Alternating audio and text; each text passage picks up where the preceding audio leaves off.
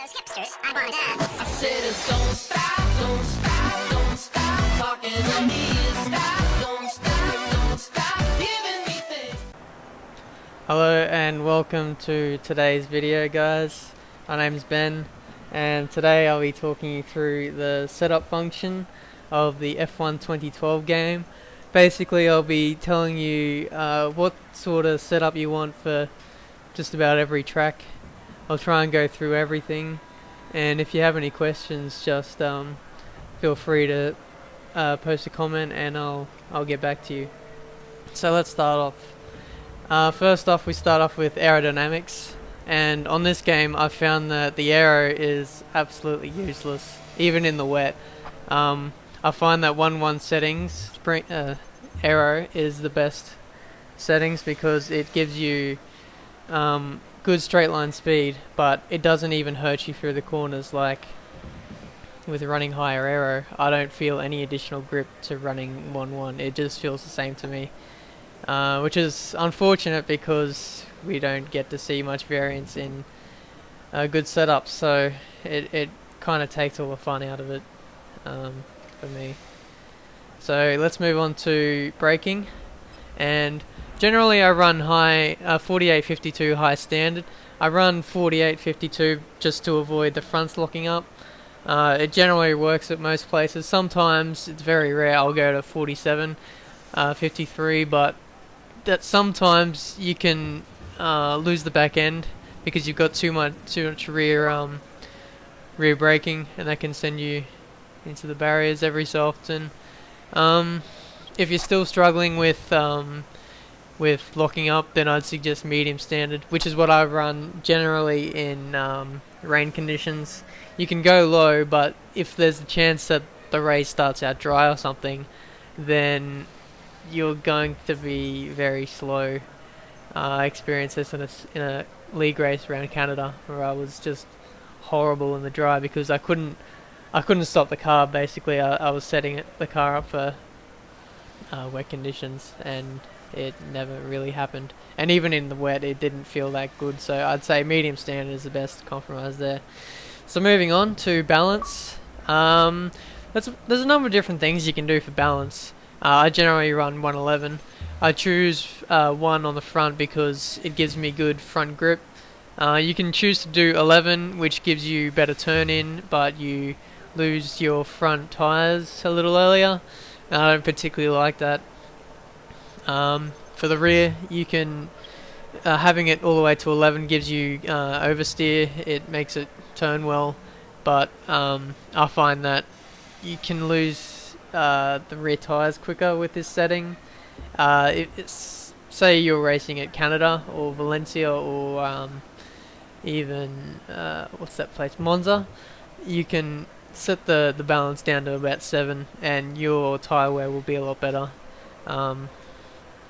Because you don't really need 11 rear balance around there. Yeah. But moving on to suspension, I always run 1.11.11. I just find it's the best settings. Having the car stiff makes the car turn in more, and it's just generally the best settings I found. I never touch ride height. Ride height just makes it feel horrible. Again, it's part of the Codemasters setup, the way they've done it. There's just no real benefits for running higher ride height unless you're really struggling with curbs and you want to sort of use them a bit more. I suppose it's a bit more forgiving if you run maybe 2 or 3 on the ride height. I'd say 2, no more than that, because it's just pointless. Sometimes if you're at like a rear tire degradation track, then I'd probably run 9 on the springs, but nothing more than that. I experimented earlier on in the game with 1 rear spring, but I found that it doesn't provide much benefit. Like, doesn't reduce tire wear that much, and it's not that great. Yeah. Moving on to gears, which is still a bit unknown to me a little bit. I've tried many different things. Like generally, the best qualifying setup is all the gears all the way to the right. It gives you just insane amount of straight line speed because of the super DRS on this game. I think it's a bit overpowered in my opinion. It just gives you a crazy amount of speed. I found that even in the race, you don't really lose that much time by having a high gearbox because the acceleration on this game is pretty decent, and I don't know, the running a lower gearbox doesn't exactly help. Like the acceleration benefit compared to running high gears isn't that great, to be honest, like it was on 2011, where running low gearboxes was quite good, but it's not so on this game. If you want to increase turn-in, then I'd probably move the first 3 gears to about here, or even in the middle. I ran a setup for Monaco that made it turn in quite well by having sort of middle gears, because the gears were lower. It just enabled me to have better mid-corner speed. I don't know. Yeah, mid-corner speed helped me slow the car up a bit better. But yeah, that's the only place that I really run lower gears. Probably there in Singapore. Really high downforce sort of tracks where you need to get the car in, the nose in. But other than that, I'd suggest high gears for just about every track on this game, unfortunately. Yeah, moving on to alignment.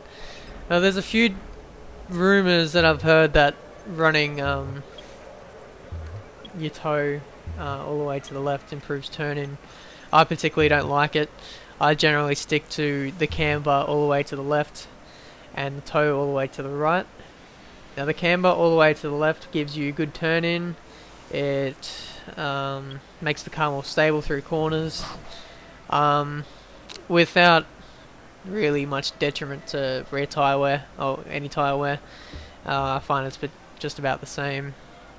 For the toe, you can run it in the middle and it makes the car more stable in a straight line. Like on this game you get this crazy weaving effect when you get to high speed, and moving the camber just to the middle a little bit gets rid of that and it helps it. So if you like that, then that's great and you can get rid of that so it's not annoying you, but there is a small amount of time that you lose by doing that, because it's not, I find it's not particularly the best settings.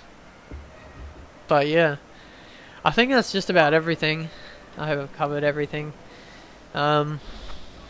If you're looking to reduce tyre wear, then I'd say your best move is to play with the camber. It's the most it has the greatest effect on reducing tyre wear.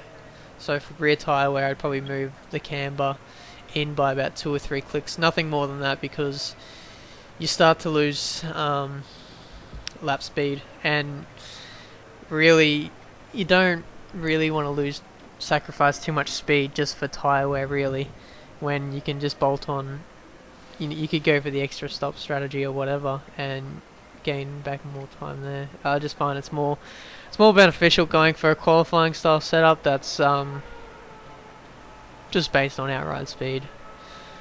But that's my preferences.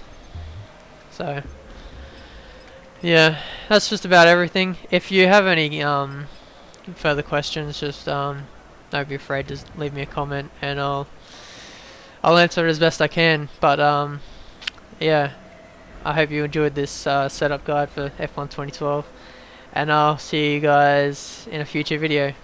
Bye.